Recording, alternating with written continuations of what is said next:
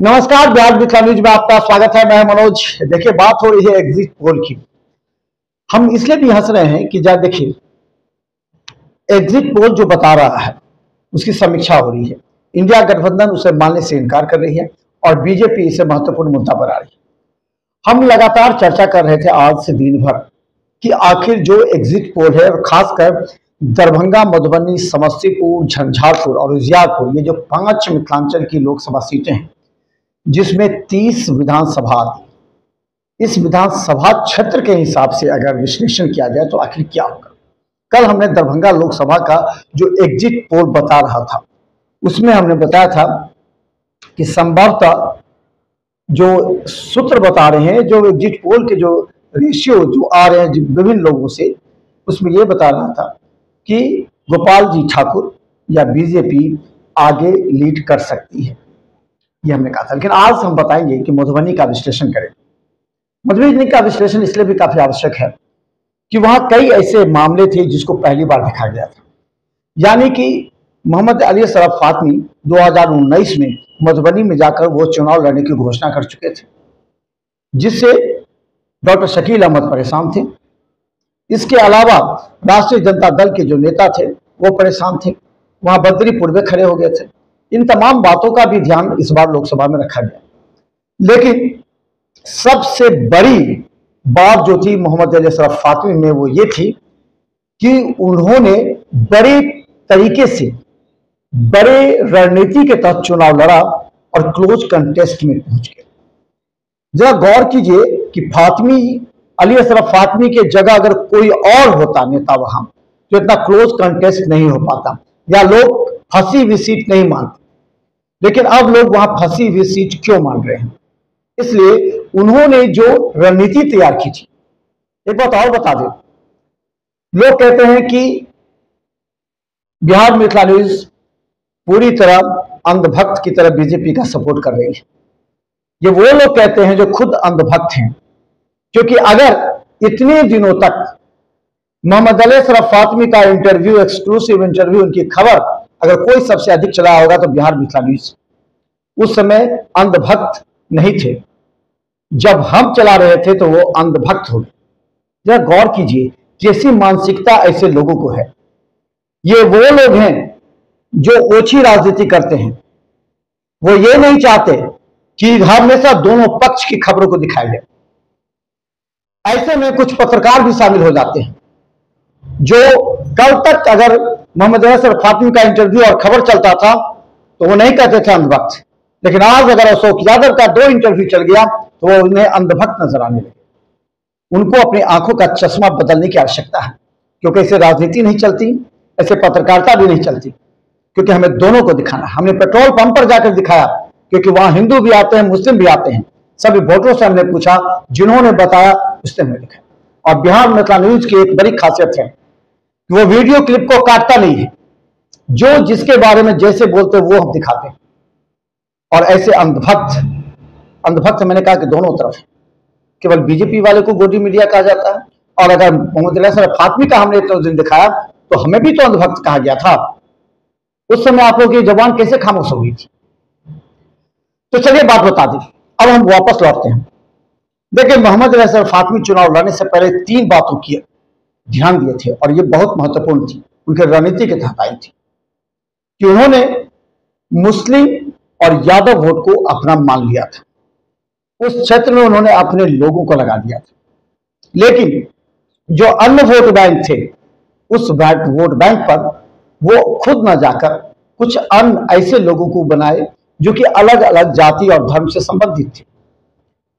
जैसे कि ब्राह्मण की तरफ कुछ ब्राह्मणों को लगाया गया, राजपूत को कुछ राजपूत की तरफ लगाया गया। क्योंकि मोहम्मद अली असरफ फातमी, अगर आज से पहले बता दें कि अगर 3 लोकसभा चुनाव पहले जाले और डुकोटी ये दरभंगा लोकसभा में आता था, जहां से मोहम्मद अली असरफ फातमी चुनाव लड़े थे, तो वहां के लोग इन्हें जानते भी थे। और मोहम्मद अली असरफ फातमी की एक खासियत यह है कि वो सभी से, चुनाव हो या ना हो, पक्ष हो या विपक्ष हो, सभी से वो फोन के जरिए ही संबंध बनाने का प्रयास करते हैं और बात करते हैं।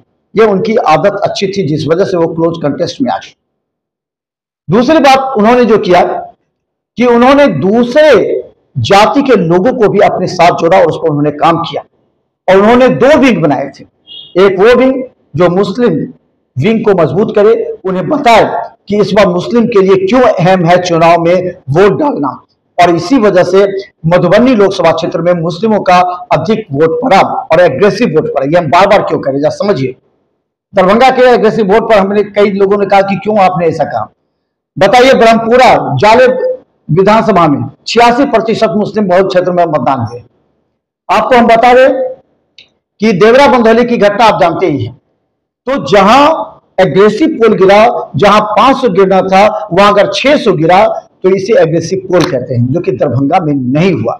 दरभंगा में मूलतः मुस्लिम संप्रदाय के लोग गए, जाके वोट डाले, फिर चले आए वापस।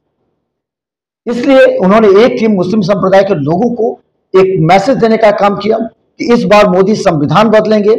इस वजह से जो मुस्लिम वोटर हैं वो एकजुट हो गए, पूरी तरह एकजुट हो गए।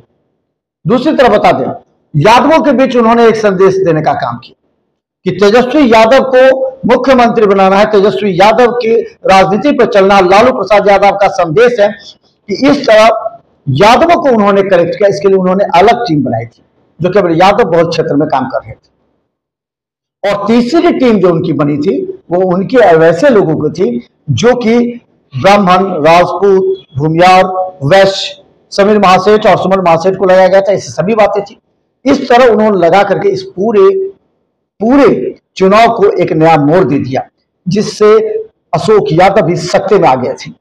जब चुनाव खत्म हुआ उसके बाद तक ये विश्लेषण किया जा रहा था कि मोहम्मद अली अशरफ फातमी इस बार चुनाव में 25 से 30 हजार वोट से जीतेंगे, जो कि उनके लोग कह रहे थे। हमने भी विश्लेषण किया। विश्लेषण के बाद यह पता लगा कि मोहम्मद अली अशरफ फातमी क्लोज कंटेस्ट में आ गए, यानी कि मधुबनी लोकसभा सीट फंस गई। लेकिन अगर पूरा विश्लेषण करेंगे तो ये बढ़त अगर होती है, मोहम्मद अली अशरफ फातमी अगर चुनाव जीतते हैं तो उन्हें 25 से 30 हजार वोट से चुनाव जीत पाएंगे। लेकिन अगर डॉक्टर अशोक यादव चुनाव जीतते हैं तो उन्हें 1 लाख से अधिक मत से चुनाव जीतेंगे। ये बात विश्लेषण बता रहा हूं। अब ये सीट तय करेगी कि आखिर रणनीति में बीजेपी के साथ कहां चुकी और मोहम्मद अली अशरफ फातमी की रणनीति कहां कामयाब है, या फिर मोहम्मद अली अशरफ फातमी अगर मोहम्मद अली अशरफ फातमी की एक बात और बता दें, जैसा लोगों ने वहां चर्चा किया, मोहम्मद अली अशरफ फातमी के पास समय कम था। उस क्षेत्र में उन्होंने जिस तरह के सुझाव बयान देने चाहिए थी उसमें कमी आ गई। इसके अलावा उनके कुछ लोगों ने इस तरह उन्हें कन्विंस किया कि अपने लोगों को उन्होंने दूर कर दिया और दूसरे लोगों को नजदीक लाने का प्रयास किया, जिस वजह से कहीं ना कहीं तकनीकी भूल हो गई।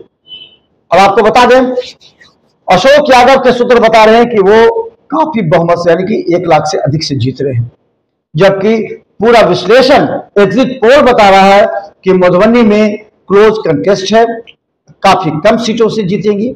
लेकिन एक बता दें, पूरा नैरेटिव एक बार सेट किया गया था। आरजेडी और इंडिया गठबंधन का सोशल मीडिया नेटवर्क इतना मजबूत बताया गया कि पूरे तरह से फैलाया गया कि मोदी के खिलाफ आक्रोश है, खासकर अशोक यादव के खिलाफ आक्रोश है। इस तरह नैरेटिव सेट किया गया जिससे लगा कि बहुत बड़ा भूचाल आ सकता है, अशोक यादव बहुत ज्यादा मतों से पीछे चले जाएंगे।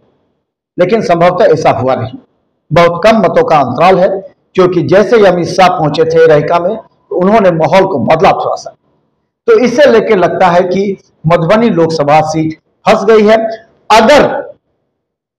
अगर पूरा विश्लेषण करें तो 25-30 हजार से अगर फातमी जीत सकते हैं, लेकिन अगर अशोक यादव जीतेंगे तो 1 लाख से अधिक। तो देखते रहिए बिहार मितान न्यूज़, क्योंकि हर अपडेट हम आपको दिखाएंगे।